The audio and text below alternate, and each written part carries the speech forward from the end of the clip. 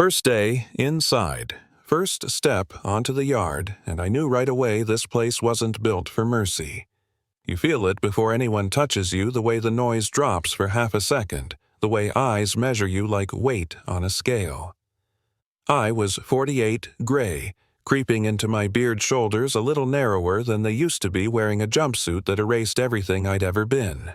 And standing across the concrete, leaning back like he owned gravity itself, was a man named Cole Vickers. Big, loud, tattooed with symbols that told you exactly how much he hated the world and how much he needed it to fear him. He looked at me once and smiled. That smile said, "Yeah, you're not gonna last." It didn't take long. One shove, one boot hooking my ankle. I went down hard, cheek-scraping concrete blood warm in my mouth. Cole stood over me, pressed his foot into my shoulder like he was pinning a bug. "Get up," he said, then laughed when I didn't move fast enough. "Nah. Crawl." And I did. Not because I was weak, but because I understood something he didn't. Survival sometimes looks like surrender. The yard watched. Nobody said a word. That was lesson number 1. Cole ran that prison block. Not officially, of course. Officially, there were guards and rules and schedules, but everyone knew where the real power lived. His crew decided who got protection, who paid, who bled. If you didn't fit his idea of acceptable, you paid extra. If you pushed back, you ended up in the infirmary, or worse. And me, quiet, older, minding my own business, I was exactly the kind of target that made men like him feel important. What nobody knew was who I'd been before that jumpsuit. I'd spent most of my adult life in gyms and rings learning how to fall without breaking, how to breathe when someone's trying to take your head off, how to stay calm when fear is screaming in your ears. I'd fought professionally for years. Not famous, but enough. Enough wins that people used to whisper my nickname with a little respect. Enough discipline that violence stopped feeling like chaos and started feeling like math. But that was another lifetime. I wasn't here to prove anything. I was here because of my brother. Evan was younger than me by almost a decade. Smart, stubborn, always trying to fix broken things, including people. He got mixed up trying to stop the wrong situation the wrong way, and when it went bad, the system didn't care about intentions. Someone had to take the fall, and I stepped in. I told myself I'd do the time quietly, keep my head down, count the days. That was the plan. Then a kid named Luis sat next to me at lunch. He couldn't have been more than 19, all bones and nerves, hands shaking so bad he kept dropping his fork. He asked me if it ever got easier. I almost laughed. Not because it was funny, but because the honesty of the question hit me harder than any punch. I told him the truth.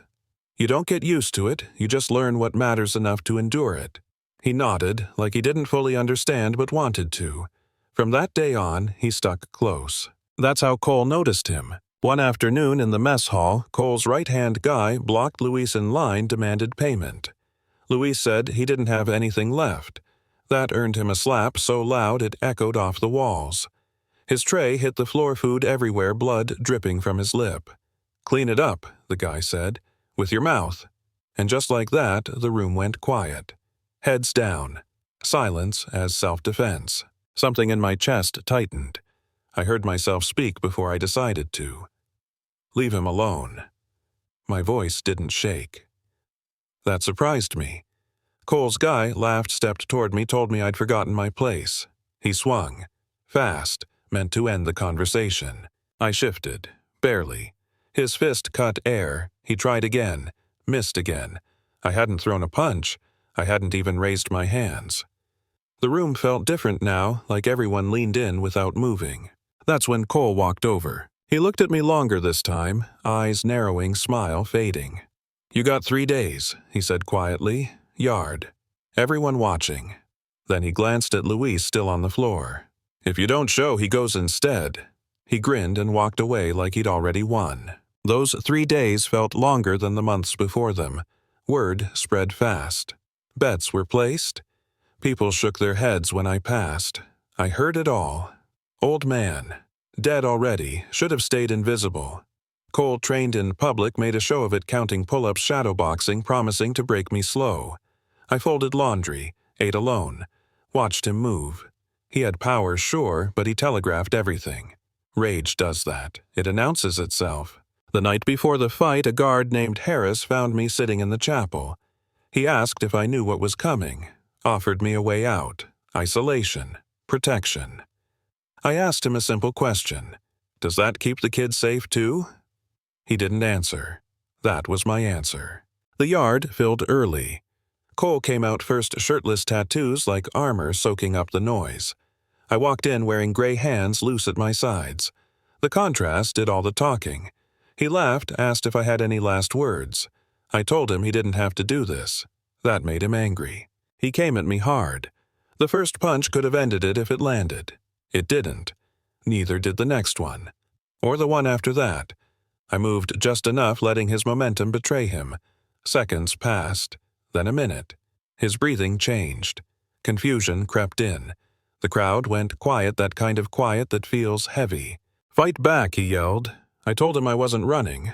I wasn't lying. When he finally rushed at me full force, I stepped aside, caught his balance, and put him down hard. Not with anger, with precision. He got up once more, eyes wild, pride screaming louder than sense. That's when I ended it. One clean strike, perfectly placed. He flew back and didn't move. You could hear a pin drop. I stood there, heart steady, hands calm. I could have hurt him worse. I chose not to. I told him the rules were changing. No more extortion, no more targeting. Everyone eats, everyone walks. He agreed because he had no other option. What I didn't expect was what came after. Men started sitting together who never had before. Lines blurred. People asked questions, wanted to learn. Even Cole, after weeks of silence, showed up one morning and asked me to teach him. He looked smaller, without the power, human. I agreed. Not because he deserved it, but because change doesn't start with comfort. By the time my appeal went through, the yard wasn't fixed, but it was different. Softer around the edges. Enough to matter. When I walked out, Evan was waiting. Free. That was the real victory. I think about that place sometimes.